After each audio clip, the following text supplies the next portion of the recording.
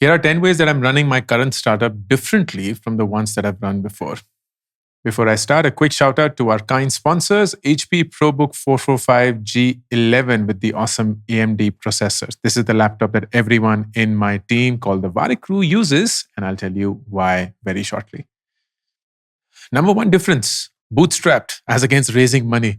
So nearby.com, which was my previous startup, was a venture funded company. We raised $43 million from top investors, but I couldn't give them a return that I would be proud of. But in the process, I learned how raising money, particularly venture capital, works, but also doesn't work. My current startup, WebVeda, is bootstrapped. I do not intend to raise money for it. It's been profitable from day one, and that is the way I hope it remains. So I've actually raised money from customers. Difference number two, and a big one, slow and small. For the past decade, I was in this mode of fast and big. Being fast was the only thing that mattered, and you either go big or you go home. But today, I'm taking it slow. I'm slow to add costs. I'm slow to take decisions that are irreversible. And I'm patient because all good things in life take time. I think the biggest lesson that I've learned is do not confuse starting slow as starting small. So my entire team, Warikoo, is basically a very young team. Almost everyone is below 25. They're young, they're ambitious, they want to look cool as well, but they also want productivity. So one of the reasons why we all use the 445G11 is because it has a super sleek, premium, full metal body finish. So it gives a very premium look and feel. It's very robust. It's very sustainable. It's thin and light. It's easy to work from anywhere. Rounded edges, large screen experience, large keyboard and keypad. And we all love that. Difference number three, no co-founders. Nearby, which was my previous startup, had 6 co-founders. All of them were smart people, but they were different people. And my leadership style, I recognize now, was not suited to handle all of those differences. I didn't confront. My feedback was often sugar-coated. Tough decisions were delayed, late, perhaps never even taken. And the company suffered, frankly, because of me and my leadership style. But this time around, I'm doing it alone. I love that I'm 100% accountable for all the setbacks and can still share our success with the entire team. People are not confused, and nor am I. Difference number 4, and this was a first for me. Intern first and then full-time. So at Nearby, we started with this enviable leadership team and added people, lots of people, because I was in a hurry to grow fast, to grow big. But this time, I'm hiring slow. I have a team of 12, 9 of whom have been there with me for 2+ years. And only 5 of them are full-time with me. Rest, everyone is an intern. And the model is I encourage them to work with whosoever they wish to work with. A full-time commitment for me is a really big commitment. Why do you want to get stuck? You can earn your income from here. I don't want to restrict you to whosoever you want to work with. It could even be competition. We'll only learn. So go out, make the most of your time, make the most of your skills, earn a lot more, learn a lot more. And I love the fact that we have this flexibility where I'm not hiring crazy and I'm not hiring super fast.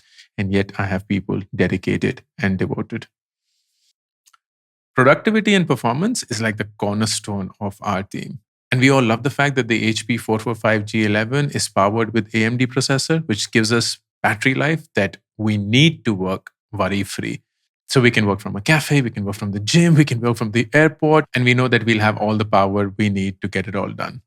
And of course, it comes with Microsoft Copilot Key, which I absolutely love how seamlessly is embedded into the system. Difference number 5, no ESOPs or employee stock options, instead profit sharing.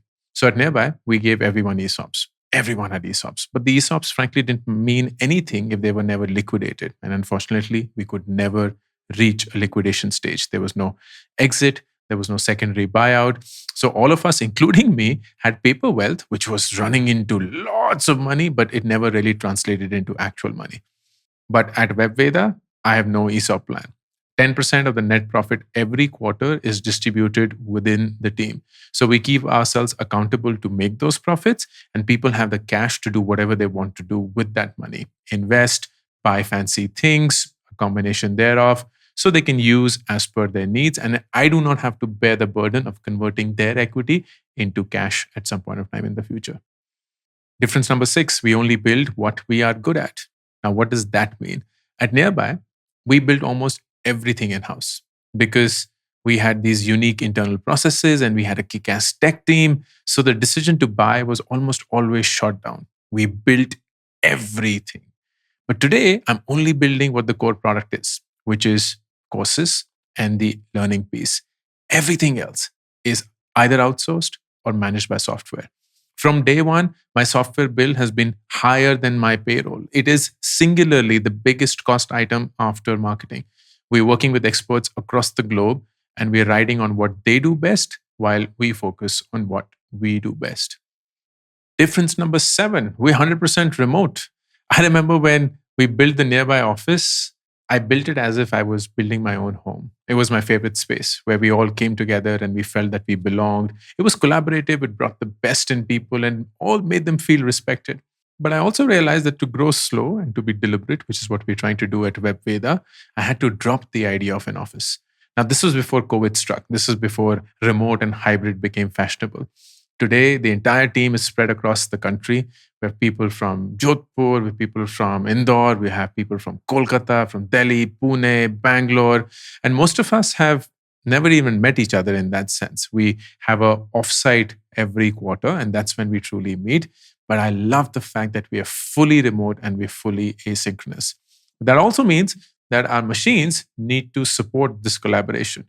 So one great thing about the HP 445 G11 is audio tuning and noise reduction provided by Poly Studio. It gets rid of all the background noises, barking dogs, pressure cookers, screaming kids. So when you're in that meeting, you can feel professional and you're still working from home. It has a 16:10 aspect ratio for large screen experience and a 5 megapixel IR camera. Difference number 8, I call the shots. My leadership style is that of extreme autonomy, which doesn't really work in the early stages of a startup. When things are so uncertain, it requires one voice to call the shot, not have people interpret every situation differently, or worse, have multiple leaders that they can refer to and get confused. But this time, I made a huge change. I take the calls. The strategic decisions are 100% my responsibility. And once taken, the team brings in their ability to execute and we play to our strengths. Difference number 9, 100% transparent. This was something that I always wanted to do, but I could not achieve it at Nearby. Bring in 100% transparency. So the company financials, everyone's salary, the basis of that salary, everything should be known because I don't want people to be wielding any power because of what they know. So that is how we do it right now. Every quarter, the company financials are shared with the team. Everyone's salary, including mine, is known to everyone else. There's nothing hidden. I want people to focus on their work and their growth, not in uncovering secrets. And then finally, difference number 10, there is no goal. At Nearby, we set goals every year, every quarter. When we hit them, we celebrated. When we didn't hit them, we reflected. But hand on heart, was there a basis for setting those goals? Frankly, no. They just felt like desires. That's what we wanted to hit, but there was no fundamental reason or basis for that goal. So right now, I have no goals for WebVeda. We have signed up for a why for the business and a process, and we will stay true to that why, to that process, and time will tell us where this takes us. Set habits, not goals. And one of those habits, company-wise, personal-wise, is doing what's good for business and also what's good for everyone else. For example, we have a 100% refund policy for our courses. The way we make it good for our business is to keep it at a 14-day level. So within 14 days, people get to experience the course and it creates goodwill because you feel in control. You feel as if you're not being scammed. You feel like I have authority, I have agency. If I don't like the course, I can get 100% of my money back. It's good for everyone else because, as I said, they feel in control. They feel like we're trusting them with their judgment and it works beautifully well. Similar for the HP 445 G11 as well. It comes with what is a responsibly sourced packaging. The outer box and packaging is 100% sustainably sourced, making again something that's good for business and good for everyone else. Now, while all of these differences exist, there's something that are core to me which haven't changed. Number 1, I still hire culture first without looking at the resume until much later. Number 2, I still believe in respect as the core tenet of the organization. Number three, I believe in offering perks and privileges to the team that make their life easy and enjoyable. And I love pampering my team, frankly. Number four, I still speak to several customers, in this case now students, every day. And frankly, the last decade has been peak growth for me. I've learned so much about myself, what drives people, and I've realized how I help others and how I'm unable to help others as well. So when I stepped down as the CEO of Nearby, I reflected upon my failures, my mistakes, my shortcomings, and I wanted to be true to the person that I had become. I changed as a person, as a leader, and I did not want the world's image of who I was to dictate who I would be. So I love this journey that I'm on. There's nothing to prove, nothing to show, nowhere to reach, no one to please. I'm responsible for three people and only three people: my customers, my team, and my own self. And these differences represent how I have come to know of myself now. I'm a different me today, and my startup is a reflection of who I am, as it should always be. The kind people at HP, because they're sponsoring this podcast, have also given something really cool for all of you listeners. You get 4,000 rupees off, maximum of 2 units per purchase, which are assigned to AMD products only if you buy on the HP store. There is a code that you have to use. The code is slightly long, but I would love for you to record this right now. It's A as in Apple, N as in new, F as in France, B as in Bombay, HP, which is Hewlett Packard, and then Pro, PRO. I'll repeat this once more: A, N, F, B, HP Pro, all in caps. And you go to the HP store, you use this code, and on any AMD product, you would get 4,000 rupees off to a maximum of 2 units per transaction. This is valid for the next 90 days from the release of this podcast. And I hope you avail that and enjoy the HP service and productivity and performance just as much as we have. All the best.